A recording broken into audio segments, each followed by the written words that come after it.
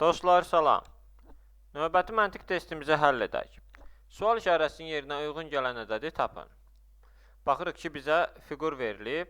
Fiqurun müəyyən hissələri rənglənib, müəyyən hissəsi isə rənglənməmişdir və bu fiqurdan müəyyən bir riyazi hesablama alıb. Və ikinci fiqurumuz da üçbucaq müəyyən hissələrə bölünüb, rənglənib və rənglənməyən hissələri var və o da bir kəsr hissəsi ilə ədədə bərabərdir. Və bunlardan istifadə edərək bu iki fiqur arasındakı qanun uyğunluğu taparaq rəqəmlə fiqurlar arasında.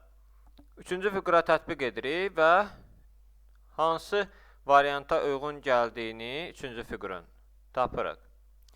Birinci baxırıq ki, birinci fiqurumuz kvadrat 1/4 plus 3-ə bərabərdir. Biz çalışmalıyıq ki, bu fiqurun içindən bu rəqəmləri çıxardaq. 1/4 deyəndə ağlımıza gələn görürük ki, kvadrat 4 hissəyə bölünüb. 1, 2, 3, 4 hissə.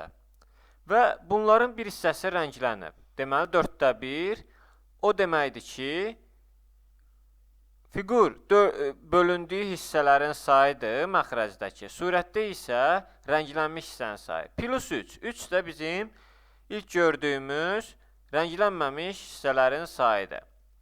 Deməli, biz fiqurun riyazi hesablama aparılıb nəyə bərabər olduğunu tapdıq. İndi isə ikinci fiqurumuz üçbucağa baxaq. Görürük ki, üçbucaqda birbaşa 3-də 13 yazıb.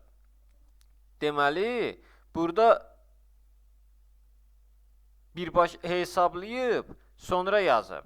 Ona görə də biz bunun açılışını yazacağıq birinci fiqurda olduğu kimi. Sonra görək 3-də 13-ə bərabər olurmu? Deməli, üçbucağımız neçə hissəyə bölünüb? Biz gördüyümüz kimi hissəyə böldük, sayıların məxrəcdə, rənglənmiş hissəni isə surətdə yazdı. Baxırıq ki, 1, 2, 3, 4, 5, 6 hissəyə bölünüb. Deməli, məxrəcdə 6 yazırıq. Necə hissəsi qaralanıb? 1, 2 hissəsi. Surətdə 2. Plus 3 birinci fiqurda rənglənməmiş hissə var idi. Ona görə üstünə 3 gəldi. Bizdə isə rənglənməmiş hissə 1, 2, 3, 4-dür. Və 4 üstünə gəlirik.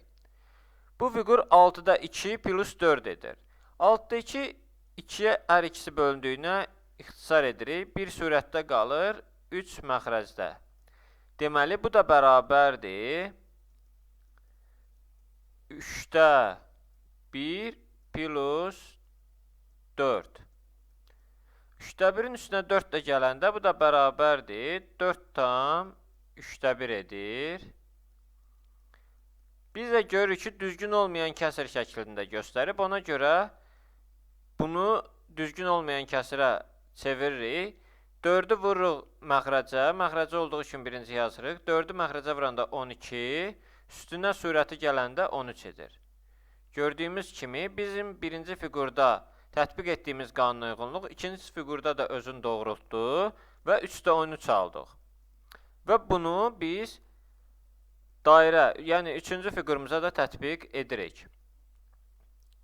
Deməli, birinci nə edirik? Dairə neçə hissəyə bölünüb, onu tapırıq. 1, 2, 3, 4, 5, 6, 7, 8 hissəyə. Məxrəcdə 8 yazırıq.